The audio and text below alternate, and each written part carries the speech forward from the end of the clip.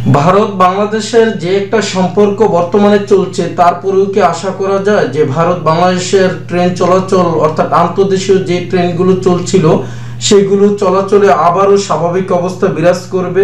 তাহলে কি বলছে অনলাইনে একটা নিউজের মধ্যে দেখি, ওনারা বলছে আর নয় অপেক্ষা, ভারত বাংলাদেশ ট্রেন চলাচল নিয়ে এবার মিলল বড়সড় আপডেট। আর এখানে বিস্তারিত কি বলছে দেখি। ভারত ও বাংলাদেশের মধ্যে যাত্রীবাহী ট্রেন চলাচল বন্ধ গত বছরের জুলাই মাস থেকে, তবে এবার হয়তো ফের ট্রেন চলাচল শুরু হতে পারে দুই দেশের মধ্যে ফের যাত্রীবাহী ট্রেন চালানোর উদ্দেশ্যে সোমবার বৈঠকে বসতে চলেছেন দুই দেশের রেলের আধিকারিকরা। অর্থাৎ দুদেশের রেল মন্ত্রণালয়ের যে ঊর্ধ্বতন কর্তৃপক্ষ রয়েছে তারা দুদেশের ট্রেন চলাচল স্বাভাবিক করার লক্ষ্যেই তারা মিটিংয়ে বসতেছেন। এখন মিটিংয়ে বসলেই কি আমরা আশা করতে পারি যে আসলে দুদেশের ট্রেন চলাচল স্বাভাবিক হবে? এখন সীমান্তবর্তী এলাকাগুলোতে যেভাবে একটা উত্তেজনাকর পরিস্থিতি দিনকে দিন বিরাজ করতেছে, সেইভাবে কি আশা করা যায় যে ভারত বাংলাদেশের সম্পর্ক আর স্বাভাবিক হতে পারে সহজে? তবে যেহেতু এখনো কোনো রাজনৈতিক দল ক্ষমতায় আসেনি, সেহেতু বলা যাচ্ছে না সামনের দিক কি হবে। তবে আমরা আশা করতে পারি কোনো রাজনৈতিক দল যদি ক্ষমতায় আসে তাহলে হয়তোবা ভারতের সাথে বাংলাদেশের সম্পর্কটা স্বাভাবিক হবে।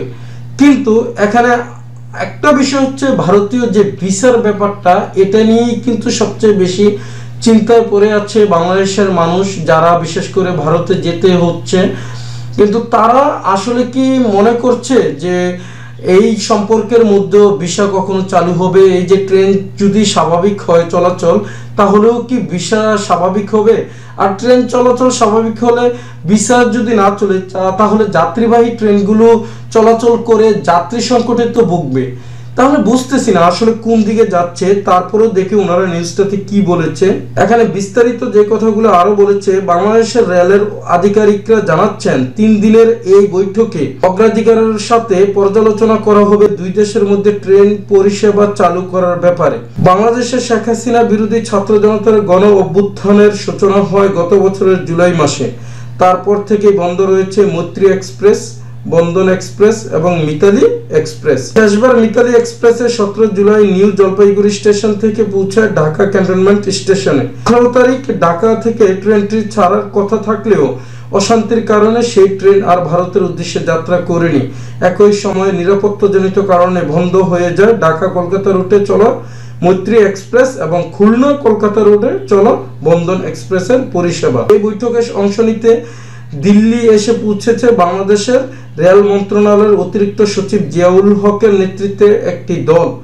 বাংলাদেশ রেলওয়ের জেনারেল ম্যানেজার সাংবাদিকদের বলেন, আলোচনার সফলতার বিষয়টি নিয়ে এখনই কিছু বলা যাচ্ছে না, তবে দুই দেশের মধ্যে ফের ট্রেন চালুর ব্যাপারে আগ্রহী তারা। আগরতলা আখাউড়া রেল প্রকল্প সহ অন্যান্য প্রজেক্ট নিয়েও আলোচনা হবে 3 দিনের এই বৈঠকে।